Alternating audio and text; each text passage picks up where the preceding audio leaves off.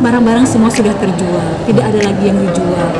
Rumah, mobil, dan lain-lain sudah dijual. Jadi kalau misalkan akhir tahun ini benar-benar tidak keluar, itu yang disedihkan. Oke, Mbak Indah, kemarin sempat mengunjungi Mas Ipul ya kan? Mungkin bisa diceritakan kondisinya sendiri seperti apa dan berapa lama lagi sih dia menjalani masa tahanannya? Alhamdulillah sih kalau saya lihat sehat, dan sudah seperti apa sih namanya, sudah ikhlas. Saya lihat udah ikhlas, binar matanya sudah ikhlas. Jadi Bang Haji sudah bilang, insya Allah kalau misalkan cepat itu akhir tahun ini. Akhir tahun ini. Insya Allah doain dari seluruh masyarakat Indonesia akhir tahun ini gitu. Mudah-mudahan kalau memang tidak, itulah kalau memang tidak, tanda tanya akhirnya kalau memang nggak bisa akhir tahun ini mungkin itu kesedihannya ada satu. Kemudian akhir tahun ini dah, kalau tidak akhir tahun ini dia kan tidak bekerja. Tidak ada pundi-pundi uang yang masuk, tidak ada, barang-barang semua sudah terjual, tidak ada lagi yang dijual. Rumah, mobil, dan lain-lain sudah dijual. Jadi kalau misalkan akhir tahun ini benar-benar tidak keluar, itu yang disedihkan. Kenapa yang disedihkan? Berarti kan butuh biaya hidup lagi yang besar di dalam. Karena kan kalau dapat makan itu hanya nasi cadong, pagi, siang, dan sore semuanya kan nasi cadong kan. Jadi kalau mau beli sesuatu itu kan harus ada uang kan, begitu kan. Jadi ya mungkin ada bayar denda atau bayar apa kan gitu kan.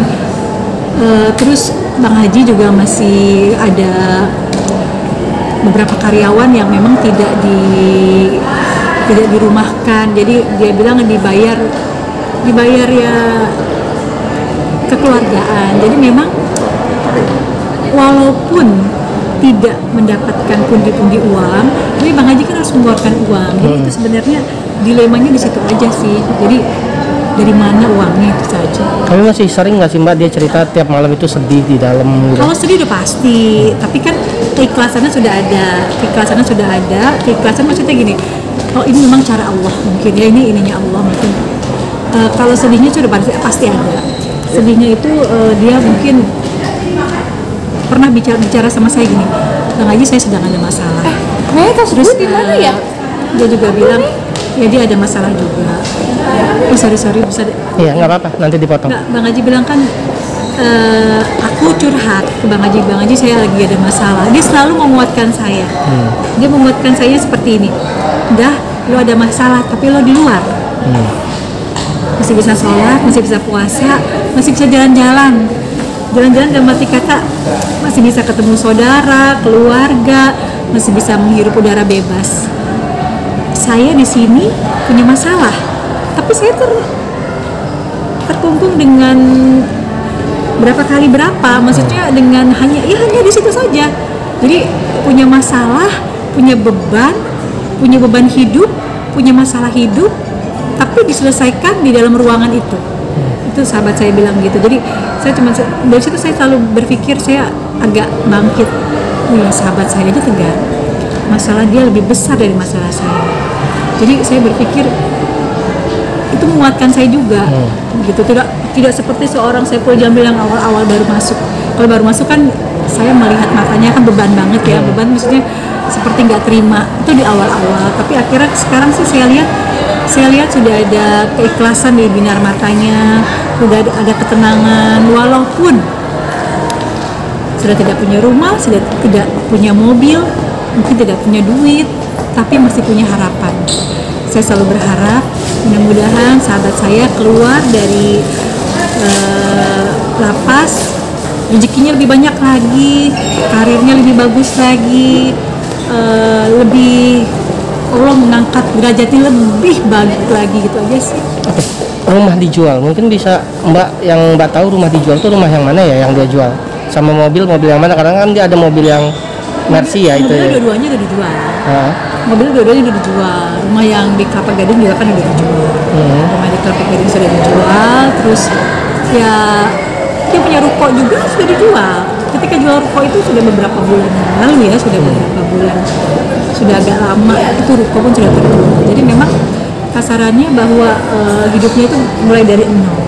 Tapi saya selalu menguatkan dia, betapa enak kan hidup dari nol apabila nanti keluar dari lapas jadi Saiful Jamil yang baru, rezekinya lebih baik lagi, karirnya lebih baik lagi. Ya mudah-mudahan akhir tahun ini, saya berharap akhir tahun ini. Dengan keluarganya sendiri seperti apa Mbak? Karena kan dia sudah jual-jual ini itu kan gitu kan.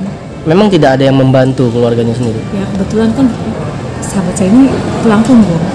Sahabat saya ini tulang punggung, dia ini juga apa sih namanya mengayomi keluarganya. Nah sekarang ya keluarganya mau mencari nafkah masing-masing sendiri.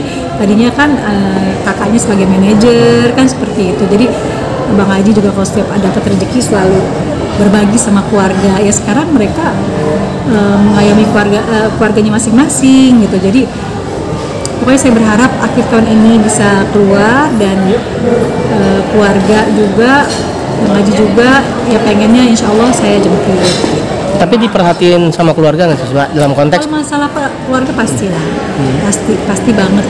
Keluarga juga kan mendoakan, kan juga nggak bisa berbuat apa-apa kan. Memang kondisinya juga seperti ini gitu kan. Ketika kita berbuat sesuatu, negara kita ini kan agak sulit. Meminta permohonan A ditolak, terus sudah kayak gitu.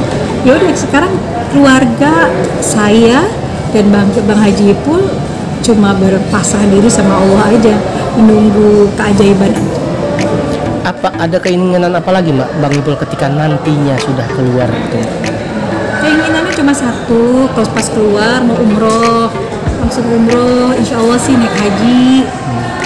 Pertama mungkin umroh dulu, terus lalu naik haji, terus dia bilang sama saya, dia tahu kehidupan di dalam itu seperti apa, jadi insya Allah nanti kita setiap bulan bikin santunan yuk, walaupun nggak besar gitu, jadi bikin santunan ke lapas-lapas, karena di lapas itu kan ada kelas-kelasnya, ternyata kan ada orang yang benar-benar mungkin terbuang, yang benar jenguk keluarganya, mereka yang benar-benar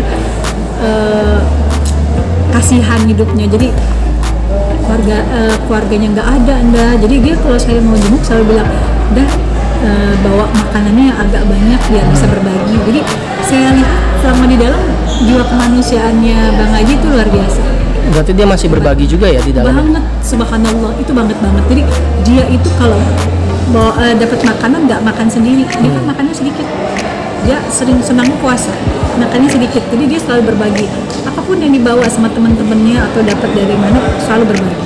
Itu yang saya salut. Mudah-mudahan keluar dari lapas Allah angkat derajatnya lebih baik lagi. Hikmah apa yang Bang Ipul ambil dari pengalaman ini Mbak? Itu tadi hikmahnya tuh dia jadi apa namanya lebih sabar, lebih berbaginya lebih lah gitu. Jadi terus sekarang keikhlasannya kalau saya lihat ikhlasan luar biasa. Jadi setiap saya lagi mau curhat dia selalu memberikan pandangan yang bahwa hidup itu harus didasari dengan ikhlas. Kalau nggak ikhlas gimana? Gue di sini bisa nangis setiap hari, bisa riung-riung. Apakah dengan nangis bisa menyelesaikan masalah? Kan seperti itu.